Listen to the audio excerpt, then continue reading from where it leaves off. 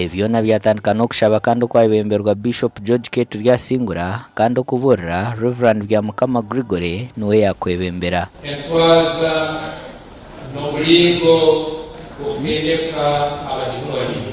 Nitwebaza gavumenti ahaba okuteereza omwanya n'okuteereza a conducive environment y'okubasa kwegesezamu y'okubasa kubuulirira mw'enjiri. Abahurebana hamwe n'ababurizi 18 nibo bajwekwa kandi baterana ebiragano kuko amateka g'ekanisa garukuragira. Muri mukora baro omuntu wena uri kumanya omuharya ababeija okutendeka kw'abadikoni ekibi kyona ekirikumanywa. Bishop yayongera yakora empindahinduka omubuhereza okwetorora obureberezi bwona.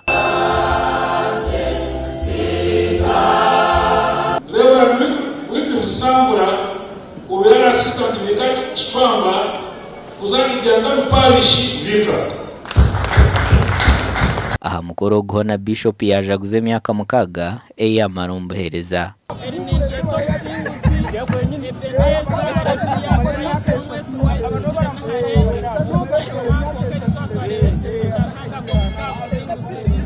Bibuli negira ngo byo kugesha ni byinji konka abageshi nibo bake.